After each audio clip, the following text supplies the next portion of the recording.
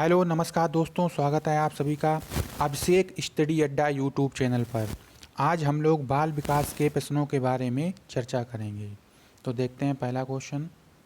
निम्न में से कौन सा लक्षण किसी मापक उपकरण के लिए सर्वाधिक वांछनीय है? विश्वसनीयता, वैधता, वस्तुनिष्ठता या मानक? तो किसी मापक उपकरण के लिए विश्वसनीयता सर्वाधिक वांछनीय लक्षण है। विश्वसनीय तकनीक से समान स्थितियों के अंतर्गत बार बार मापन से समान परिमाण प्राप्त होते हैं। विश्वसनीयता किसी मापन तकनीक की स्थिरता के परिमाण के बारे में एक कथन है। अगला क्वेश्चन। थर्स्टन तथा लिकर्ट निम्न में से किसके मापन से संबंधित है? बुद्धि, अभिवृत्ति, मूल्य या व्यक्तित्व? तो थर्स्टन और लिकर्ट अभिव्यक्ति के मापन से संबंधित हैं। थर्स्टन अभिव्यक्ति मापनी में किसी वस्तु, व्यक्ति या प्रक्रिया के प्रति विचार व्यक्त करने वाले अनेक कथन एकत्रित किए जाते हैं। अगला क्वेश्चन। उत्सुकता परीक्षण निम्न में से किसका घटक है? सृजनात्मकता, अभिप्रेरण, रुचि, बुद्धि? उत्सुकता परीक्षण सृजनात्मकता का घटक है। उत्सुकता के कारण व्यक्ति भिन्न भिन्न पहलुओं पर भिन्न भिन्न दिशाओं में चिंतन करता है। अगला क्वेश्चन। निम्न में कौन सृजनात्मक से संबंधित नहीं है? मौलिकता, प्रभाव, मितव्ययिता, उपयोगिता? मौलिकता से तात्पर्य समस्या के समाधान के लिए व्यक्ति द्वारा की गई क्रियाओं से होता है। इन भिन्न भिन्न क्रियाओं में से कोई एक क्रिया समस्या का समाधान कर पाने में सक्षम होती है। तो ऐसा समझ जाता है कि व्यक्ति में मौलिकता का गुण है। इसका सही ऑप्शन हो जाएगा ऑप्शन नंबर 3। अगला क्वेश्चन। गैगने निम्न में से किससे संबंधित हैं? अधिगम का श्रेणी क्रम, अधिगम से सिद्धांत, अधिगम से मूल्यांकन, अधिगम का प्रबंधन? तो इसका सही ऑप्शन हो जाएगा ऑप्शन नंबर 2, अधिगम से सिद्धांत। अगला क्वेश्चन। बुद्धि लब्धि के संबंध में क्या सत्य है?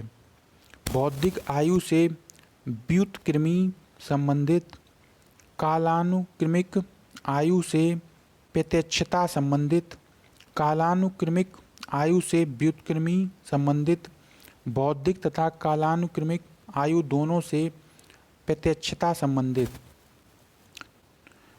इसका सही ऑप्शन हो जाएगा ऑप्शन नंबर 3, बुद्धि लब्धि कालानुक्रमिक आयु से व्युत्क्रमी रूप से संबंधित है।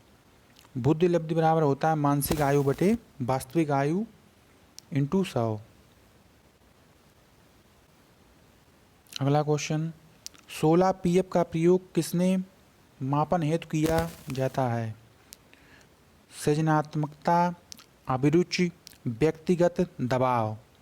तो इसका सही ऑप्शन हो जाएगा ऑप्शन नंबर 3, व्यक्तिगत। 16 पीएफ का प्रयोग व्यक्तित्व मापन हेतु किया जाता है। इस परीक्षण का निर्माण कैटेल ने किया है।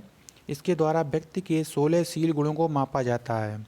कैटेल ने इन शील गुणों में 3 तरह के प्रमुख शील गुणों चित्त, प्रकृतिशील गुण, क्षमताशील गुण तथा गत्यात्मक शील गुण का समावेश किया है। अगला क्वेश्चन। बुद्धि का तरल मोज़ेक मॉडल किसने दिया था?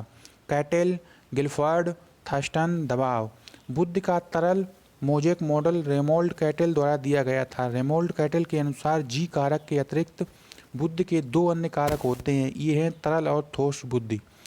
ठोस बुद्धि का प्रयोग उन कार्यों के लिए किया जाता है जहाँ आदतें तय हो गई हैं। अगला क्वेश्चन। बच्चे के संज्ञानात्मक विकास हेतु उत्तम स्थान है? खेल का मैदान, सभागार, घर, विद्यालय एवं कक्षा का वातावरण? तो इसका सही ऑप्शन हो जाएगा ऑप्शन नंबर 4, विद्यालय एवं कक्षा का वातावरण। अगला क्वेश्चन। अभिप्रेरणा से स्रोत कौन कौन से हैं? आवश्यकता, चालक, प्रेरक, इच्छा? तो अभिप्रेरणा के स्रोत हैं आवश्यकता। आवश्यकता अभिप्रेरणा की उत्पत्ति में प्रथम कदम है। किसी वस्तु की अति या कमी आवश्यकता कहलाती है। आवश्यकता के 2 प्रकार बताए गए हैं, जैविक आवश्यकता, सामाजिक आवश्यकता। प्रश्न के अन्य विकल्प भी अभिप्रेरणा में महत्वपूर्ण भूमिका का निर्वाह करते हैं। अगला क्वेश्चन, व्यवहार में होने वाले स्थायी परिवर्तन जो अभ्यास के कारण होते हैं को कहा जाता है सीखना, सोचना, क्रिया करना, कल्पना करना। तो इसका सही ऑप्शन हो जाएगा ऑप्शन नंबर 1 सीखना। व्यवहार में होने वाले स्थायी परिवर्तन जो अभ्यास के कारण होते हैं सीखना कहा जाता है उनको। अगला क्वेश्चन, निम्नलिखित में से कौन सा कारक स्मृति से संबंधित नहीं है? पहचान, धारण, पुनः स्मरण, अनुभूति। तो अनुभूति स्मृति से संबंधित नहीं है। स्मृति में 4 प्रकार की उपक्रियाएं होती हैं, सीखना, धारणा करना, पुनः स्मरण, पहचान करना। अनुभूति किसी विशेष अवस्था में होने वाली क्रिया है। अगला क्वेश्चन, मैस्लो के अभिप्रेरणा सिद्धांत को कहा जाता है आवश्यकता का सिद्धांत, शारीरिक सिद्धांत, दृढ़ इच्छा शक्ति सिद्धांत, अंतर्नोद का सिद्धांत। मैस्लो के अभिप्रेरण सिद्धांत को आवश्यकता का सिद्धांत कहा जाता है। तो इसका सही ऑप्शन हो जाएगा ऑप्शन नंबर 1 आवश्यकता का सिद्धांत। अगला क्वेश्चन, प्रधानाध्यापक या वरिष्ठ शिक्षक के लिए विद्यालय में कौन सी नेतृत्व शैली बेहतर है? सत्ताधारी नेतृत्व, प्रजातांत्रिक नेतृत्व, हस्तक्षेपी नेतृत्व, इनमें से कोई नहीं। तो इसका सही ऑप्शन हो जाएगा ऑप्शन नंबर 2। अगला क्वेश्चन, मानसिक स्वास्थ्य के नियमों को खोजना और उन्हें बनाए रखना अध्ययन का केंद्र बिंदु है। Saffer, Hadfield, Drever, Ladell. तो ये ड्रेवर के अनुसार मानसिक स्वास्थ्य के नियमों को खोजना और उन्हें बनाए रखना अध्ययन का केंद्र बिंदु है। अगला क्वेश्चन, चेस तथा कार्ड को निम्न में किसमें वर्गीकृत किया जा सकता है? लड़ाई वाले खेत, बौद्धिक खेल, लड़ाई वाले खेल, बौद्धिक खेल, प्रायोगिक खेल, गतिमान खेल। चेस और कार्ड बौद्धिक खेल में वर्गीकृत किए जाते हैं।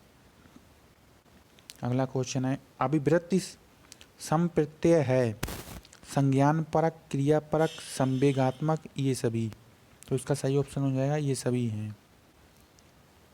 अगला क्वेश्चन, मनोवैज्ञानिक के अनुसार बुद्धि सीखने की क्षमता है, अमूर्त चिंतन की योग्यता है, या तो 1 या 2 या 1 और 2।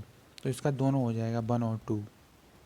अगला क्वेश्चन, प्रेरणा का वही संबंध उपलब्धि से है जो अधिगम का तर्क से है, या चिंतन से है, या बोध से है, या विवेक से है। तो इसका सही हो जाएगा बोध से है।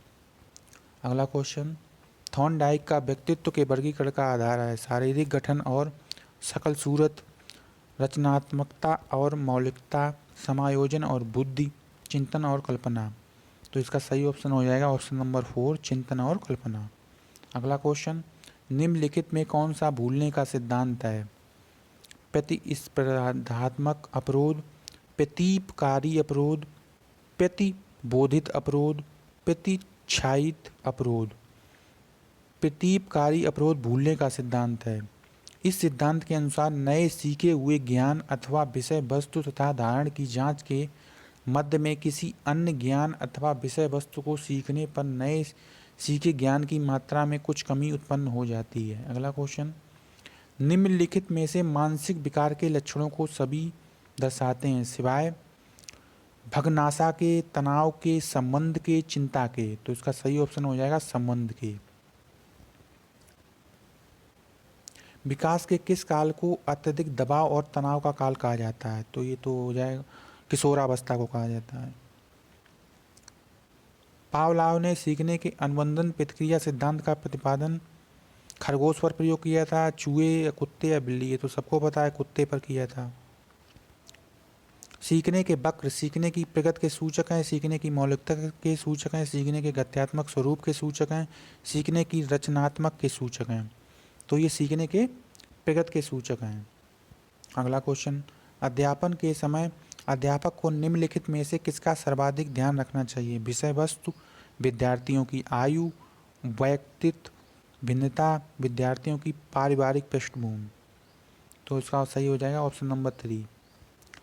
कर्ट लेविन के अनुसार समूह में जो परिवर्तन होते हैं उन्हें परस्परता कहते हैं, रचनात्मकता कहते हैं, गतिशीलता कहते हैं, संगति कहते हैं। तो इसका सही ऑप्शन हो जाएगा ऑप्शन नंबर 3 गतिशीलता कहते हैं। अगला क्वेश्चन, मानसिक स्वास्थ्य और अभिवृत्ति में घनिष्ठ संबंध या स्वीकार्यता या बचने या समायोजन। तो इसका सही हो जाएगा समायोजन में घनिष्ठ संबंध है। निम्न में से कौन अधिगमकर्ता को अधिक स्वतंत्रता देता है? संरचनावाद, क्रियाशीलतावाद, व्यवहारवाद, सृजनशीलतावाद। तो इसका सही ऑप्शन हो जाएगा ऑप्शन नंबर 4, सृजनशीलतावाद अधिगमकर्ता को अधिक स्वतंत्रता देता है। अगला क्वेश्चन, निम्नलिखित में से स्मरण करने की कौन सी विधि है? मिश्रित विधि, विचार साहचर्य विधि, एक और दो दोनों, इनमें से कोई नहीं। तो इसमें दोनों विधियां होती हैं, मिश्रित विधि और विचार साहचर्य विधि।